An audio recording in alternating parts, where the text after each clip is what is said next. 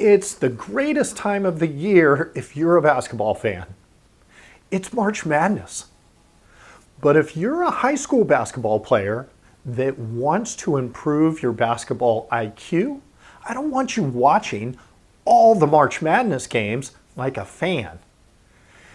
I want you to watch some to improve your game and boost your basketball IQ. So today, I'm going to share 4 things that you can focus on that's going to help you improve your game. Let's jump in and discuss.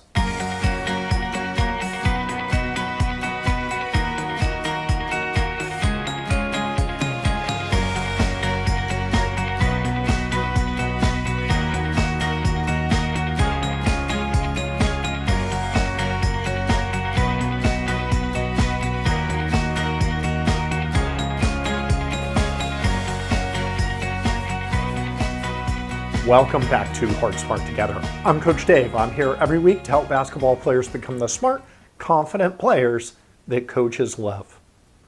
So, as I was saying, it's March Madness. What a great time. What a great time for fans. It's just, if you're a basketball player, a basketball fan, just love the game of basketball, March Madness is great because do you know how many games are going to be on over the next few weeks? I mean, just next week alone. Even going into next week with all the conference finals and the tournaments leading up to the tournament. But once the tournament hits, you've got tons of men's games, you've got tons of women's games, and to fans, it's like Christmas. But to you, the high school basketball player, it is a treasure trove of film study. Yeah, that's right, film study.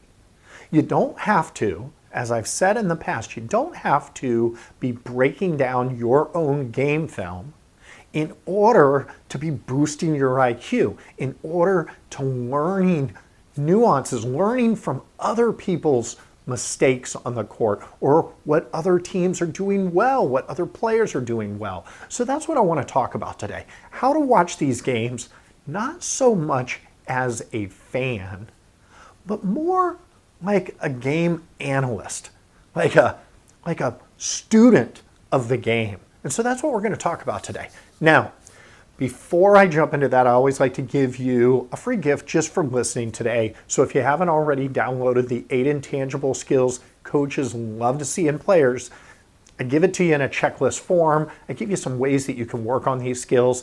And I put a link in the description below that you can simply download that free checklist and I will get that to you. Okay, so you've got all these games to watch. Men's, women's, maybe there's some teams that you're following that you just want to kick back and watch as a fan. That's fine too. But for a lot of these games, I want you to shift your emphasis from fan to analyst, if you will, to studying what's going on the court. And I want to go over 4 things that you can focus on, simple things that are going to help boost your basketball IQ. So the first one is shot selection. Okay? Are players, you can pick a team or you can just watch throughout the game. Are players taking good shots? Are they taking bad shots? Or are they taking great shots, right? So are they taking the right shot at the right time? And is the right player taking those shots? So these are things that you can watch for in these games. Maybe you just follow one particular player and you could just have a little notebook or notepad and just jot down their shot selection. Good shot, bad shot. Why?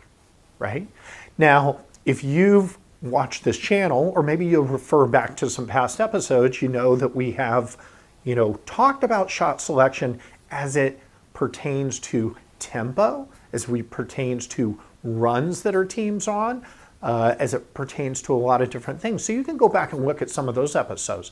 But in general, was the shot that they took good or bad, and why was it good or bad? Just thinking of those things are really important to help you as you start judging whether you're taking good shots or bad shots on the court. So that's one of the things you can focus on. Another thing that you can focus on that we've talked about on this channel a lot is, are players or teams, are they in control? Are they showing off control? Or are they hurried and rushed? I mean, these are some of the most important games that these players will ever play, right? They're in the tourney. They're trying to play for a national championship. For some, it might be the only time they as a player or their team has been in the tourney ever. Or for a number of years, the teams might have not been in that tourney. So there's added pressure there. So are they playing under control? Are they rushing? Are they coming down under control, engaging defenders, getting in the paint, making great jump stops, being strong with the ball, making ball fakes, and making good, solid passes? Or are they coming down and leaving off of one foot and scrambling and not knowing what to do with the ball and making a bad shot or a bad pass? Are they hurried or are they under control? And what does the other team have to do with that? Is the other team trying to hurry up the offense and get them to make those mistakes? Or are they calm and composed in the face of pressure, relentless defense, and they're still under control? Those are the kind of that battle of control versus out of control or hurried.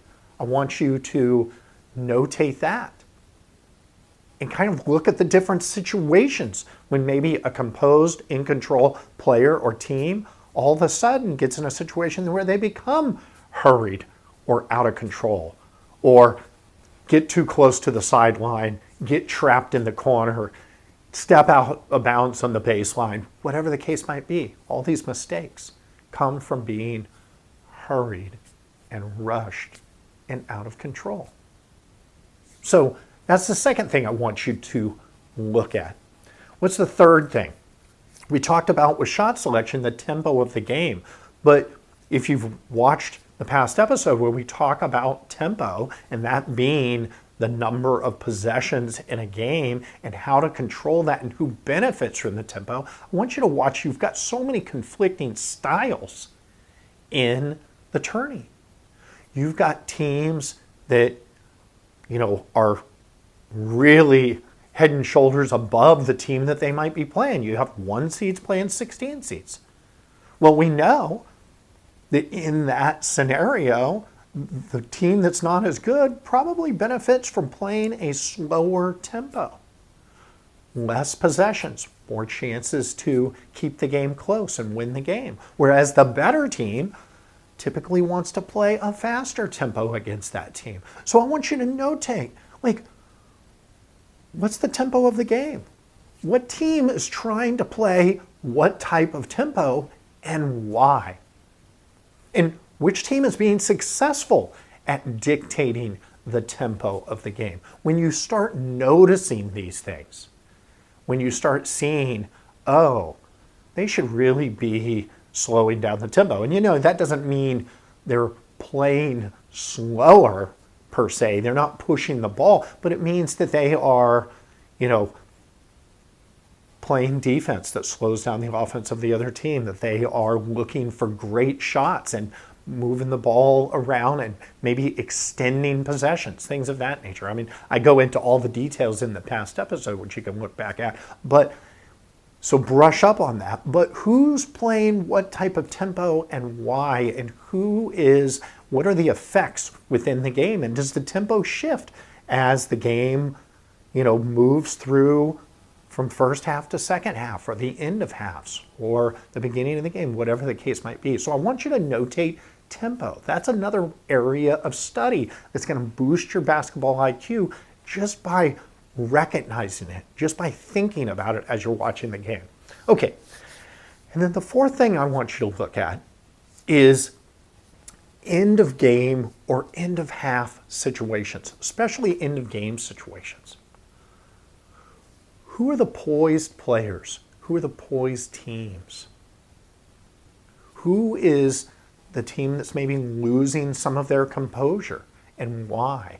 And I want you to think of the end of game situations, especially in close games, and analyze what does each team want to accomplish in this end of game situation. And are they executing? Are they actually accomplishing it? It's great during the tourney when maybe there's a timeout and the cameras and microphones come in and you get to hear what strategy the coach is trying to get their players to execute. And do they go on out of that timeout and actually execute that strategy? So I want you to look at those game situations and say, okay, this team's down. What are they trying? Obviously, they're trying to catch up and win the game, but what strategies should they try and employ to catch up and win the game, to send it into overtime maybe? This team is up. What strategies are they trying to employ in order to keep their lead and win the game?